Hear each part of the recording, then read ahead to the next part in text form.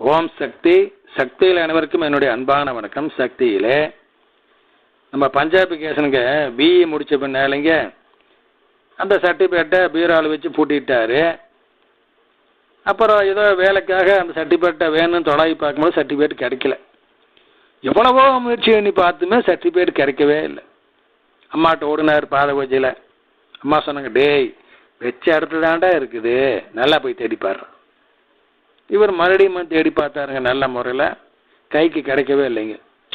சே நீ என்ன பண்ணுற, சரி டூப்ளிகேட்டுக்கு அப்ளை பண்ணலாம்னு சொல்லிங்க. அதை பாருங்க, அதுக்கு தேவை நடைமுறையில் செஞ்சார். எஃப்ஐஆர் கேஸ் கொடுத்து பேப்பரில் விளம்பரம் கொடுத்துங்க. அப்புறம் அப்ளிகேஷன் எல்லாம் பண்ணி இத்தனையும் பண்ணி முடிக்க 6 மாதம் ஆகிப்போச்சு. 6 மாதம் கழித்து டூப்ளிகேட் சர்டிஃபிகேட்டு கிடச்சிருச்சு. இப்போது அந்த புதுசாக வந்த சர்டிஃபிகேட்டை உள்ளே வைக்கிறதுக்காக திறந்து லாக்கரை பார்த்தா அந்த பீரோவில் என்ன ஆயிருக்குன்னு அம்மா சொன்ன மாதிரியே வச்ச இடத்துலையே தான் சர்டிஃபிகேட் அப்படியே இருக்குது. எப்படி இருக்குதுங்க அப்படின்னா, இவர் ஒரு பாலித்தீன் கவருக்குள்ள சர்டிஃபிகேட் போட்டு வச்சுருக்காரு.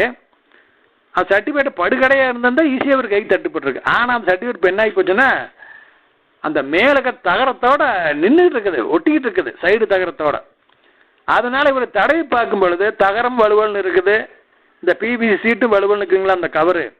அதனால் இவர் கண்டுபிடிக்க முடியாமல் தடுமாறி இல்லைன்னு நினச்சி முடிவு பண்ணிட்டார். கடைசியில் பார்த்தா அது இவர் வச்ச அதே இடத்துல இருக்குது, அம்மா சொன்ன மாதிரி. அப்போ ரொம்ப சந்தோஷப்பட்டார் சக்தியில். ஓம் சக்தி.